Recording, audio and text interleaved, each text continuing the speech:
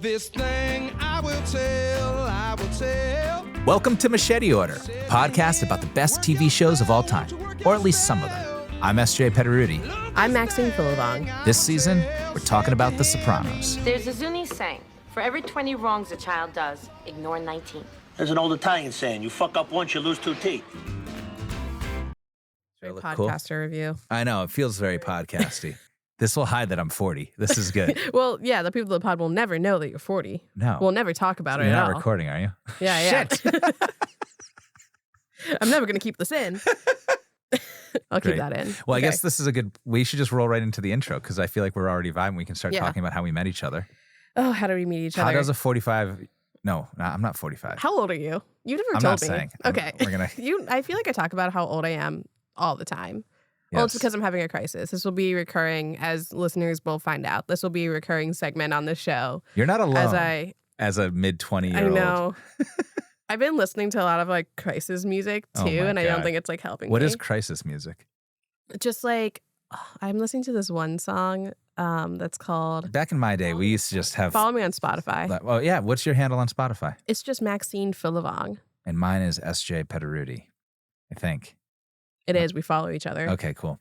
Well, back in my day, we would just listen to good old-fashioned heartbreak songs. Well, I listen to that too. My Spotify is so all over the place. So what's the crisis music of the moment? The crisis music of the moment is called Like a Puppy by Sophie Trureau, I think is Okay. how you say the Like name. a puppy? Like a Puppy. And it's just about like, mid-20s crisis. This is a podcast about classic TV shows. And that is truly, I think, what united us was our passion for media. Passion for media, passion for drinking. I was sitting at a bar by myself, reading a book, as I do. To be And, fair, I was there first. So he was there first. You came in and sat down at the bar next to me. I did. Yeah. I think it was the only seat open. So I didn't have a choice. So I sit next to this 40-year-old man. 38. 38. Well, we got the number, know. guys. Yeah. Well, if you're going to go Keep over. that in. Keep that in. So I'm sitting there reading Seven Husbands of Evelyn Hugo and Recommend? recommend. Okay. Great book. Okay. This Great is not book. a book review podcast, though, but continue. Maybe in the future. And this 38-year-old man leans over to me and says, "It's a lot of husbands." And again, the topic of who did you bring up after that? I think we were talking about something that you hadn't seen. It was some sort of piece of media. I think The Godfather came up, actually. Maybe it was Godfather. It was because of some actor who had just gotten married. Frankie again. Valli. Frankie Valli. Good memory. Yes. Yeah. It was Frankie Valli. And you didn't know who Frankie Valli is. And then I said, that's kind of crazy. And I mentioned how Frankie Valli was both a character in The Sopranos. He's referenced as Frankie Valli. They talk about Frankie Valli music. Mhm. And Frankie Valli himself plays a different person in The Sopranos. He plays one of the mob underbosses. So I thought that was a very strange thing. I don't know of any other type of media project where they both Right. have the artist existing in the world and that very same person is playing a different character. It'd be like if they were talking about going to see a Bruce Springsteen concert and there'd be this weird moment because you have Syl, who's played by Steve Van Zandt, who's in the Bruce Springsteen E Street Band. Right. Be like, is he going to be there seeing himself? Are there two different Steve Van Zandts? How would that Yeah. work? These are not the types of things we'll probably be talking about on the pod. But who knows? Either way, you hadn't seen The Sopranos, and that really gave birth to the idea that you need to watch The Sopranos. Right. But there's too many episodes, and nobody has time with all the new TV shows coming out to rewatch old TV shows. And so we thought, if we machete it up a little bit for you, we can probably make it as good, if not better, of an experience, but with only 30 episodes as opposed to the 86. Yeah, I think the big thing when we were talking about it in the bar was that, like, I don't know. I don't watch a ton of TV. I watch TV. I'm on a TV podcast. But I don't watch a ton of TV, and it's because older series are too long. Yeah. I don't They are. have They time were. to like sit down, and they're like an hour-long episode too. Hour-long so- episodes. They used to do 22 episodes in a season. They'd be on the air for 7 to 10 seasons. You're talking about, in some cases, over 100 episodes. And Yeah, no one's going to go back and watch all of that content again. right. And yet these shows still need to be discussed. I think it's important that people have the pop culture continuity of certain classics. There's just so much media out there, and yet it's important to watch these things. Maybe this is why my age crisis has been happening. Because I think we were talking about, you've seen so much more media than I have, and are able to consume so much more media or like longer TV shows than I have. I was born with the internet. You were born with the internet. I was born after, at least a little bit. Yeah, there was way less content before the internet. Yeah, my attention span is so bad. Oh, well, yeah. It's so bad. The problem with the entire world, really. Yeah. I'm not even going to say your generation. Yeah. Well. She lost her train of thought. I lost my train of thought there, too. Well, I think it's important to mention the fact that I did not feel like I am an authority of The Sopranos, that I should be the only one making decisions on which episodes should be included and which ones shouldn't. So we're bringing in a guest host, my good friend, Ross Moulton. Great guy. Who you'll find more. Hold on, let me start the sentence over. You'll find more out about him in the upcoming. I'm going to stop this sentence and then just cut it out. Okay. Do you want to try it again? No, it's gone. Just moving on. Gone. You'll find out more about Ross as the show You'll find continues. out more about Ross. I think you talk about him in the beginning of this episode, so you can introduce him then. Yeah. You're going to meet Ross in a bit. So I think we've covered all the bases, more or less. I think we covered all the bases. So each week, we're going to have a discussion about really any segment of the show that we want, but we're trying to decide which are going to be the 3 episodes and which order they're going to be in that we are recommending to you, Max, the uninitiated Soprano viewer. Yes. Which 3 you will watch. And then your homework assignment will be to watch those episodes and then come back. We'll review it. We'll talk about it. We'll see what I missed out on. Maybe give me some more context for the characters, or, because we only have 30 episodes. I'm going to be missing some context. Sure. But we'll come back. We'll talk about our last questions. We'll catch up with the audience, too, see what they're thinking. Yeah, if about anybody the listens episodes. to this, we would like to hear what people think about what we're recommending, what we're leaving out, the order we're putting things in. And yeah, if we're missing really important parts or themes of the show that become lost because of this paring down, we want to know about it. I feel like that's about it, right? Yeah, that's about it. Should we roll into episode 1? Let's get into the episode. Let's get started. We're here with Ross Moulton. Ross, welcome to Machete Order. Thank you. It is a pleasure and honor to be here. The honor is all ours. I think you are the first ever guest. Inaugural guest. Yeah. So there's no shoes to fill, but we have high expectations. So Ross and I go way back. We met when I was actually just thinking about this because I was out skiing west with an old friend of ours and his kids, and his oldest is now 10 years old and he's in 4th grade. And I realized, Ross, that is when you and I first met. 10 years old, Vacation Bible School, Warwick, Rhode Island. Yeah. And a year later, I was already better than you at soccer. It didn't take very long. I just started. Thanks. When we first met, you introduced me to the game, and a year and a half later, I pushed you out, and you were on to rugby. Thanks. That was it. Thanks for bringing that up. Yeah, I forgot about that. So yeah, we played I think a lot of we made sports. it before sports reference to 1994 here. Well, that was the basis of the friendship. But you and I both have kind of dabbled in and out of media, personally, professionally. So why don't you just give us a little bit? Because Maxine, this is really the first time she's getting to meet you, and we're all going to be friends here for a while. So We're gonna be stuck together yeah, for at least a couple weeks. hopefully. So please, we have to like each other. Oh, we're already vibing. Yeah. I can see from there. Yeah, sure.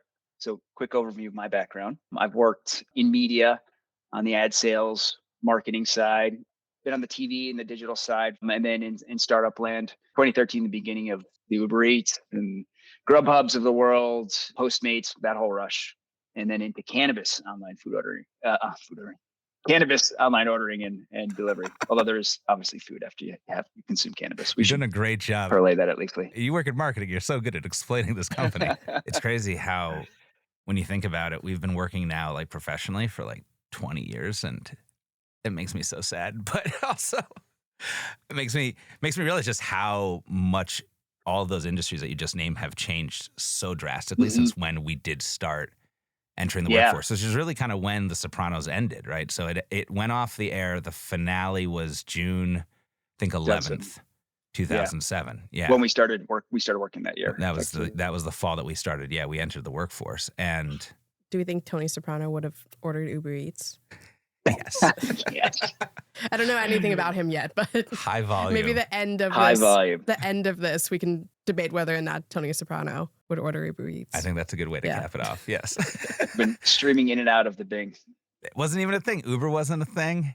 You know, podcasting kind of was barely a thing. It certainly wasn't like it is now. No. The cannabis industry, I mean, I was still getting weed from my buddy in his basement. Like, there were no shops. There was no industry. It's gambling. I mean, this isn't about gambling, but I mean, yeah. And then, you know, say nothing about media and just kind of where we are now in terms of how we consume media and also where we are in terms of the quality of television that's coming out. So, all right, this is a good time to transition, I think, to Maxine and bring you into the conversation a little bit because Sure. you obviously come from a different generation. Yeah, you were talking about being in the workforce for 20 years. I would have been 7 years old when tell us you that. joined the workforce. 26, or Unreal. 6 years old. Turning 27 this year. Yeah.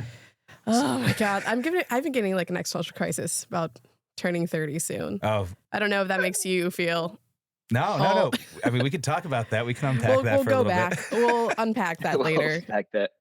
Well, I think one of the themes of the show that we'll find is just kind of accepting life and accepting, you know, what you get in this world and whether that's good fortune or bad fortune. I think one of the themes you'll hear the characters reference several times is how fortunate they are and the gratitude that they have for the life that they're living, because I think that there is a certain awareness of the fact that they are living a very, very risky life. Yeah. and it works out for a while. And that is a generational thing. Your favorite, the baby boomers, SJ. Don't get me started. Don't get me started on the boomers. Got a whole separate podcast for that. Our parents' generation, though, right? Growing up in the 50s and 60s, their parents, right? Post-war, nice house, nice job, food on the table. If you're lucky, you have a pool, right? Or whatever else. Yeah. And then, you know, their kids taking a slight step further, but really you see that in Tony Soprano throughout the series where he's constantly reminding his kids to appreciate the small things. Hey, I'm putting food on the table. We have a pool. This is a good life. Yeah. And you actually hear that in the finale too with AJ when he tells Tony to remember the good times. So we'll get into that. Yeah. Yeah. No, I mean, I think that's one of the big themes about the show. It's not just to appreciate what you have, but the reflection of the end of that kind of American largesse and the American dream of working hard. As I think Tony likes to put it, he mentions Gary Cooper a lot throughout the show. There's an interesting callback to Westerns and the strong silent type, which was somebody that Tony's really admired, a persona he always admired. And the show, you know, and Tony says it, there's very little narration throughout the show, which I personally like. I always feel like whenever you have a narrator, you're kind of copying through an easy way of trying to explain what you're talking about. But in the very beginning, what you'll see is Tony talking about how it's good to get in on the ground floor or something, but that he felt like he was getting it at the end. Yeah. And I think that's a big part of the show, is reflecting that the American dream is, if it's not dead, it's definitely different than it used to be. I'm getting the feeling that I came in at the end. The best is over. Yeah. As he says. So that's where we're headed. But maybe, Maxine, talk to us a little bit about your awareness of The Sopranos, what it kind of means for you, considering the fact that, you basically were born at the same time that the show was. What year did it come out? Came out in 99. 99? Yeah, I would have been 97, 98. I would have been like 2 when it came out. I know nearly nothing about the show other than, you know, what's been posted online. So I still feel like it's in the conversation. And what are the memes? What are the memes that you're aware of? What are the memes? I'm going to edit back in. Noteworthy ones. Well, there's Gabagool. That would be one. There's Gabagool. Gabriela sends me down here for the gabagool. The gabagool. Tony Gabagool, Grandma. It's nothing but fat and nitrates. Gabagool. Over here. Forward ham, salami, gabagool. Let's get back to that gabagool. There's this clip of Tony Soprano drinking milk, or maybe it was orange juice. That's great. That's fine. Grove Avenue, right. Okay. I gotta go. Bye-bye. Who was that? It's the paving guy. I'm thinking of having the driveway redone. You smoking? What is this, a 3rd degree? It says with pulp. You like it with pulp. Not this much. I like the one that says some pulp. What the f was that for? I'll write you up a list. I've seen that clip so many times, but that's like basically all I know about this show. Obviously, I know the facts. They're like the big factors, which it's a mob show. Mm-hmm. Tony Soprano is the main guy. He's the main guy. He's the main guy. That's it. That's all I know about it. But the other famous, I don't know, Ross, any other famous kind of Soprano images or lines that you think have transcended and are now part of mainstream pop culture lexicon? I mean, Gabagool, I think you hit the big one there. What is Gabagool? That's a good That's question. why I was scared to say it out loud. Because I don't know what it is, and I don't want to look like an idiot. I want to say it's something to do with food, but I couldn't really tell you in this moment, to be honest. Well, you're forgiven since you're not Italian, Ross. But I am Italian, so I will be able to explain the deep Italian cultural references throughout this. Unfortunately, I couldn't tell you what gabagool is. I don't know. I think Ross is right. It's a cured meat. Cured meat? Is it that of some sounds sort? right. Yeah, a cured meat. We have the internet. We could be looking this up instead of me admitting how bad of an Italian I am. We have the resources to do that. Okay, well, you know what? People can look it up. Or maybe we edit back in what gabagool is. All right, so This from a slice of gabagool. I don't even It's know a how fun word to say. That's the important thing. It's a great word. It doesn't to even say. matter what it is. It's just fun to say. There's a bit in the office where they're all at an Italian restaurant, and Michael doesn't know what to order, and the only thing he knows what to say is gabagool. So he starts out. I don't want to explain a meme. I'm going to explain this meme. He starts out as saying it really quietly. And for you, sir? I will have the gabagool. What? But then the waitress can't hear him, so he just keeps getting louder and louder. The gabagool. I don't really know what that is. You know, gabagool. I don't have to have What that. he's trying to say is Guys, gabagool. guys, all right. I don't really think that we have that. That's okay. Bring in the gabagool. I will have the spaghetti with a side salad. Okay. I don't know what it is. It is a type of Italian cured meat. Okay. And There we go. It is from a certain type of the pig. It's a pork type of Italian meat. Okay. But yeah. Anyway, there's a lot of other things that we're going to talk about with regards to the show and the themes of the show. Ross, I mean, for you we've talked a lot about like the themes already with the show, but anything in particular struck with you, stayed with you in the show? Was there any reason why? I know you just kind of recently picked up watching it again, which is how you ended up sitting in the host chair. What does The Sopranos mean to you? What did it mean for you? Yeah, so maybe we could start with, we were mentioning when it came out in 1999, right? Mhm. 9 years post Goodfellas, obviously post Godfather, all three coming out there.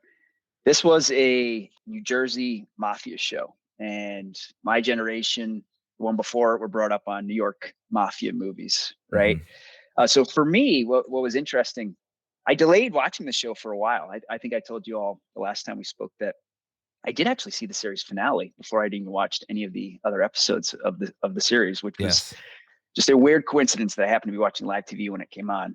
But there was something about the New Jersey element to it where I was just like, I'm a New York mafia guy. That's what I'm into, right? Like, give me, The Godfather, give me Goodfellas and all that. But when I finally got into it, I think the main difference between The Sopranos and the movies I just mentioned, A Bronx Tale being another one, is this integration of family and mafia. How do you deal with the contradiction of Tony whacking someone or, otherwise committing a heinous act and then going home and kissing his wife, slapping AJ across the head and, telling him to get his act together?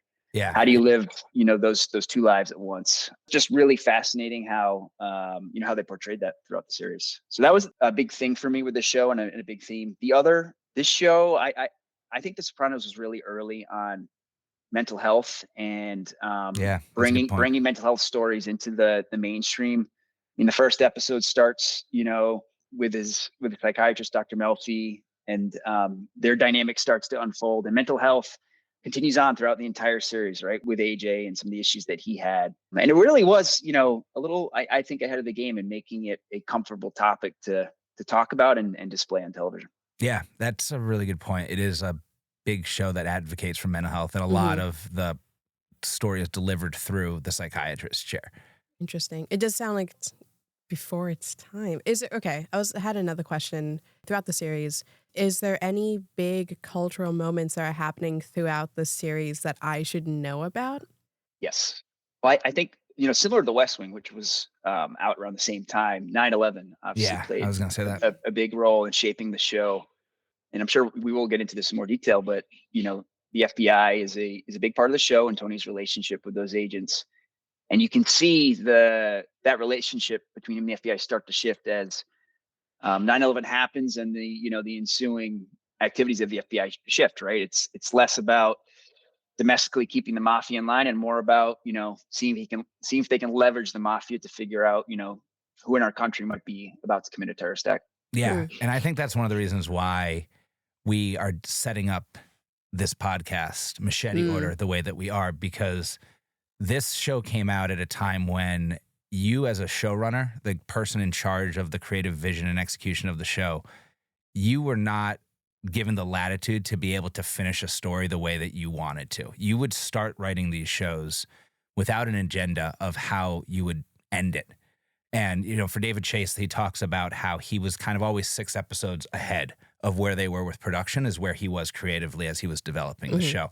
But for shows that came out like that in the late 90s and then were going through 9/11, the tenor, the thematic focus, the attitudes that you had, the scenes that you had, especially shows that were dealing with politics or the tri-state New York area as a culture center, you had to address it. And I think that changed what they were trying to do with the show. And so I think now, as we revisit it 25 years later, and we're going to be recommending certain episodes at certain times for somebody who hasn't seen it, Maxine, and everybody else who's maybe listening, it'll be interesting to kind of rearrange certain pieces of it as we make recommendations of which episodes you should watch when, partly because of the change of what happened after 9/11, which I think was like season 3 for them when it happened. So everything after, I think, season 3. Is there like a distinct episode where you can tell that it happened?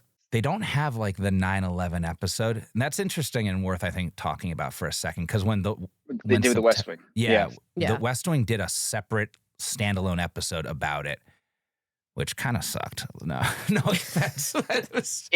I think that's the danger of trying to do a one-off. Yeah. The West Wing, right? Whereas the Sopranos just basically integrated that event into the show. Yeah, it suddenly has happened, and there's no like the day of 9/11 type of reenactment or imagination, but it comes and goes. But you can tell that it's happened. Yeah, they reference it. Yes. And interestingly enough, actually, in the beginning of the show, the pilot, they have a shot of the Twin Towers. You'll see in the opening credits. Okay.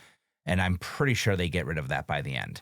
That was sort of the thing that you did culturally when you were doing the like kind of filmmaking, was sort of respect that you're not going to pull focus into something that's no longer there. Yeah. But yeah, it definitely changed the type of the axis of the show. So yeah, interesting. I have a confession to make, which is that I have seen the closing, like the exact last scene of The Sopranos with Tony in the diner. Yes. And I know the controversy around it, but I don't know anything else about the show. That might be the most memeable piece of The Sopranos is the last scene. Right. And Journey, Don't Stop Believin', and the way that they very famously faded to black. I, like Ross, hadn't watched the show while it was coming out.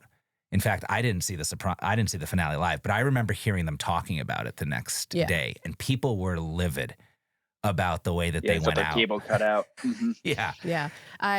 People still talk about it today. I saw TikTok about it the other day. Where people were like talking about people checking their TVs and checking their signal and all, like the mass frustration about people thought something went wrong with their cable, the way that they just ended it for 10 seconds. Yeah. And we're still talking about it now. I think that's why what we've decided to do, we're going to start with the last episode of the show. And that'll be the first one you're going to watch. Okay. Yeah. So buckle up. Macheteing right away. Macheteing right away. I'm kind of apprehensive about that. I know. I don't know if I'm going to like that or not. You should be. Yeah. Well, I'll tell you, I mean, I'll just kind of say what I'm thinking about it, Ross, and then I want to hear your thoughts. But it isn't about how it ends. The show is not about how it ends. Okay. It's about what we're talking about with regards to death, the end of the American dream, what you want. And I think because of that, you don't need to see the linear fallout of Tony being a gangster. Okay. The people who are there, the antagonists, the protagonists, there are certain characters you're going to see. There are certain characters you're not. There's reasons why people come and go in the show, in all shows. And I think ultimately nothing gets spoiled by starting with the finale. I really don't. But do you think my emotion behind each character isn't going to be there if I'm watching the last episode first? Like, it's not going to impact me as much as it would if I watched the entire series. Yeah, right? For sure. There's an emotional payout that the show is building to that I think the finale does deliver well. Mm-hmm. But will I not get that? I'm not sure. But I think the way I look at it from starting with the last episode, and you're left up to your own druthers on what actually happens to Tony. But I think what it'll conjure up in you are this idea that you can look at Tony and think he's a sociopath and think he's a killer and think he's all these terrible things. And at the same time, you can feel this dread and this sorrow at the thought of him dying. And how do you actually build up to that, right? So if you start there knowing that that's the case, as you watch the show, I think you'll see both sides of Tony and how he pulls both, he tugs at both your heartstrings in that regard. Yeah. Okay. And let me also add this. You've already seen the last scene. I've already seen the last scene. So now we're going to wind you back a little bit and show you the last episode. Yeah. And then we're going to wind the clock back before 9/11 to the point where, and pilots are always interesting because when you're making the pilot, you have no idea if you're going to be able to actually pull this show off. Was it Tony Sirico, the guy who plays Uncle Paulie? He talked to Jamie Lynn Sigler, who plays Meadow Soprano, about that. When they were first filming it, it was Jamie Lynn's first thing she'd ever gotten. And Tony Sirico has been in everything. One thing you'll see in the show, if you actually have seen The Godfather, there is a ton of actors who played in both movies. And the show, The Sopranos, often references Goodfellas and The Godfather, and it's interesting always what actually happened if an actor has played in a movie that they're referencing back. But anyway, Tony Sirico talked to Jamie Lynn Sigler about how it's nobody's ever going to see each other again. This is not going to go anywhere. And obviously that's not what happened, but you'll see it reflected in the style of how they're filming, in the way the characters look. I think you'll be excited now to then discover who these people are. And again, there's characters that are in it that won't be in it at the end, but I don't think that necessarily will taint how you'll grow attached to the characters. It will be different though. Yeah. I have a question for you both. Are you the type of people, when you read a book, you go to the last page and you read it? No. No? Okay, why not? Because I want to find out what happens. You don't want to find out what happens? Okay, great. So no, but I also say this, with a book, the reason I don't do that is because it's hard to know where, we're not breaking it in at the finale just because that's the creative place we think it's got to be. And don't get me wrong, we could be wrong. We might get out of this, and at the end, people will be like, absolutely not. You can't start with the finale. It's a terrible way to begin. But I think it's worth trying. The huge caveat with the show, it has the most controversial ending of all time, the most open-ended ending of all time. That's what I've seen. No, go ahead. I would say, whereas, most other shows or books, you're getting the ending. You're getting what actually happened, right? So I think that's the one caveat and difference here where it may work. If we were doing Breaking Bad, I would not ever recommend this type of thing. But because of the way that the conflict arises in The Sopranos, there's a lot of circular narrative that you can have. And I think that it could enhance the enjoyment of the show itself. We'll see. But I mean, hey, that's where we're going to start. Okay. Made in America, episode 86. The last episode of the show will be the first. 86 episodes, huh? Yeah. So this is a good opportunity to revisit how this Machete Order podcast is going to work. There were 86 episodes of Sopranos spread over 6 seasons.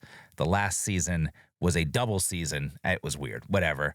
There's technically, you could say, 7 seasons of about 13 episodes each.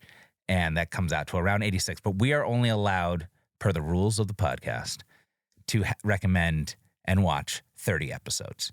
So by the very nature of this podcast, we are not doing a episode by episode recap. There's a ton of podcasts that do that, but we're giving you a condensed Reader's Digest version. And if you like it, you are welcome to go back and rewatch in whatever order you like. But we are holding ourselves to 30 episodes out of the 86. I'm in. It's going to be a challenge. I'm in. So the rest of this episode on the podcast, we're going to get through our other 2 recommendations. And then when we get together next, Maxine will have watched the episodes. She will have her thoughts. We will be able to unpack more about why we are recommending these episodes and what the takeaways were with this. But we're going to begin with Made in America, and then we are going to transition to the pilot. We're not going to get too crazy. So we're going to wind it all the way back to number 1 and give you the traditional opening. And to the beginning. Yeah. Okay. We're going to go back to the beginning. And you're going to, I think one of the things that when I watched it this way, and I tried to put myself in the mindset of a viewer, and when we get to a certain point in the episodes, I'm going to tell you guys a story that I hope will be as emotionally damaging to you as it was to me when I had to experience it in the moment related to how I watched this show. But needless to say, one of the things I think you'll notice as a viewer is just how different the characters were, how much younger they looked, how different they acted. I think there's a lot of things that I think you'll be noting around it, and I think you'll appreciate it. So we'll go back to the pilot there. I will start by just saying that when this show was created, when David Chase wrote it, he imagined that it was going to be Syl who was actually going to be playing Tony Soprano, the lead singer or the lead guitarist of the E Street Band. Why can't I remember his name right now? Who plays Syl? I can see Ross is looking it up. This is like Gabagool. This is bad podcasting. Oh, we got to pick things up here. He's a guitarist. That's all you need to know. He's the guitar. Steve Van Zandt. There it is. Stevie Van Zandt, who's from New Jersey. Do you know who Steve Van Zandt is? Okay, well, this show. Don't sound so disappointed with No, me. No, it's fine. It's fine. This is good. This is good storytelling for the podcast. So Steve Van Zandt is the lead guitarist in Bruce Springsteen and the E Street Band. You know Bruce Springsteen and the E Street Band. Yes. Okay. Steve Van Zandt is the lead guitarist for the band. Never had acted before.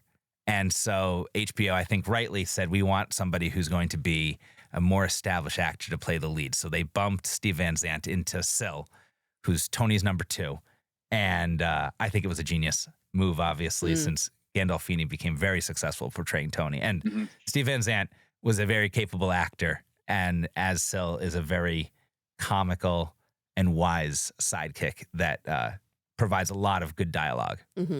So I think what's really interesting, rewatching the first episode, I mentioned Goodfellas earlier, right? The Goodfellas vibes in this episode they're crazy. They're all over the place. We talked earlier that there isn't narration in this show, right? Therapy is a version of the narration, right? Yeah.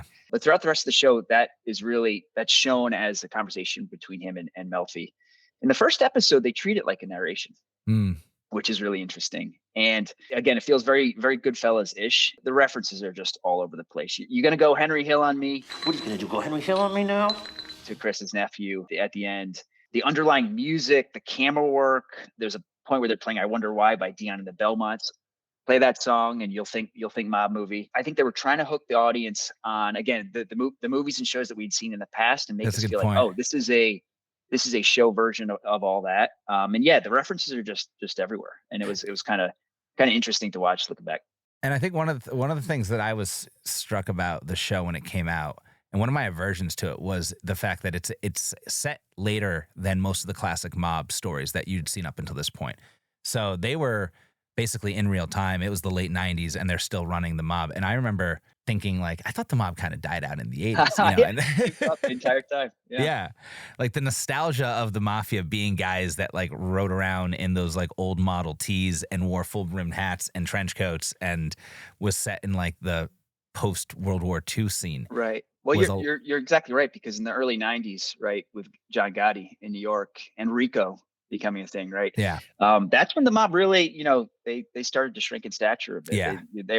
Gotti was, famous for just being out in front of everyone. He wanted to be on TV, wanted to have a soundbite, and historically the mafia, lived in the shadows. Yeah. They were a secretive organization, and once that all happened, the mafia changed. So it was interesting to see that. Yeah. Yeah. And there was we could go on about like the Boston mafia scene in the mid 90s. It was a lot more prevalent than I growing up thought it would have been. But I think that it's important for them with the show and the storytelling to tie it to the mob stories that had come before. So that as a viewer, you're like, all right, like I know what I'm going to be expecting here, even though it is a different time and setting than I'm used to normally seeing a mob story. Do you think I'd be missing out on all the references and like how the story feels by not seeing Goodfellas?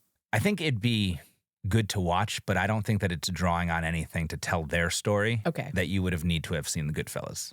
I agree with you. Yeah. Yeah. There are some more comparisons to A Bronx Tale, I think, than Goodfellas. Like what? In the terms of the underlying story. Yeah.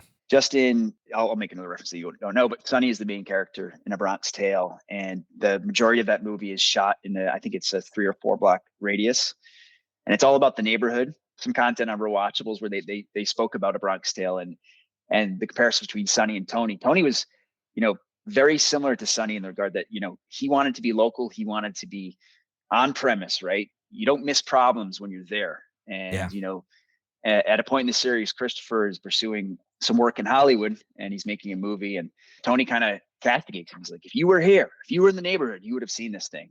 So I think that is one interesting comparison and reference to a prior mob movie. And to your point, there's a lot of duplication.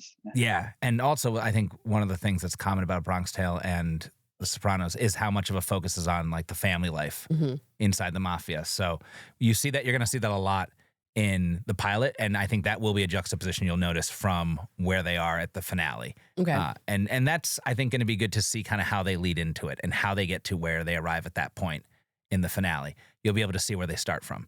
And from there, I think we're going to go, in keeping with the family theme, to episode 5. And we're going to jump ahead a decent clip. And episode 5 is called College. And so it stays, I think, with the theme of the family life and balancing those different obligations and those different values with one significant twist. Ross, I don't know if College had any effects on you that you want to share now before. We don't want to obviously give away too much for you, Maxine, and you, dear listeners. But well, I mentioned earlier this duality between family and mafia, right? And the integration of the two. And this really comes to a head in the College episode when Meadow is challenging him on what Tony does for a profession. Yes. And, they're in their car, they're on their way to upstate Maine, and she's got him cornered. Are you in the mafia? Am I in a what? Whatever you want to call it. Organized crime. And he finally caves in and admits that he's involved in illegal gambling, among, other things. Doesn't mention the rest. All right, look. Meg, you're a grown woman. Almost. Some of my money comes from illegal gambling and whatnot. And it's just this really interesting moment where she's portrayed as a very smart young woman in the show, and she's been on to her father the entire time, but they've never had this honest conversation. Yeah. And again, it's one of those things you don't think about as a viewer and consumer of mafias. How does the mobster talk to his daughter about what he does when she knows what he does? How does the mobster think of himself as the mobster to his daughter?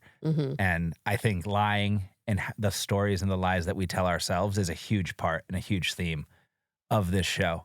And admitting who you are, your awareness and your sense of guilt for what you do, for the lifestyle that you have, and your denial of that and your rationale for it. You'll see all the characters. And I think it all kind of ties back to what you just said, to Tony's rationalization of it all, which is, I put food on your table, I'll do whatever I have to do. Yeah. Whereas in the morality of what he's doing, and it's terrible. Yeah. The sense of protect your family, provide for them versus, at what cost are you doing it? And what are you doing? What are you building? What are you losing? So, I mean, look, there are some great characters I think you're going to meet, and I'm excited for the journey you're about to go on. We're going to go with Made in America, the pilot, and then College, episode 5. Okay. And that is your first assignment. And I'll report back. Yeah. I am excited to see what it's like to watch the finale and then the pilot. Machete it up. Yeah. Machete it up. I think it'll be interesting. I'll be interested in kind of hearing where you think it's going, because you'll have seen the end and you'll have seen the beginning. I'm sure you'll have a ton of questions. Yeah. I'm looking forward to the conversation. I think it'll make for some interesting discussion. And then based on the whole thing, we will make 3 more recommendations for you. And give you more homework. And give you more homework until we get to episode 30. We're here to give homework. That's our job. All right, cool. Well, Ross, thanks for making the time, brother. Thank you for having me. Yeah, man. Looking forward to doing this with you. Maxine, thank you for It's beautiful. We are, by the way, we are in an actual podcast studio. It's very fancy in here. Yeah, I'm very, very pumped. And yeah, we'll see you the next episode. Watch him roll, mama, watch him roll. He plays ball, then he kisses the girl, then he leaves your home. Through the years, watch him roll. Life is Thanks for listening to another episode of Machete Order. If you like what we're doing, give us a rating and leave us a review on Apple Podcasts, Spotify, or wherever you're listening. Be sure to subscribe. Special thanks to Brother Sal for providing us with our theme song, I Will Tell. And thank you to producer Nicole Kemet and our guest host, Ross. Do you agree with SJ and Ross's episode picks? Let us know on our Instagram, TikTok, or Twitter. We will not call it X, at Machete Order. We'll talk about it, or because this is a show about Italians, or argue about it. Affanculo! Be sure to tell your friends. This week's homework assignment are episodes 86, Made in America, the pilot episode 1, and episode 5, College. Until next time, I'm SJ Petteruti. I'm Maxine Philavong, and this has been a Rotary Studios experience.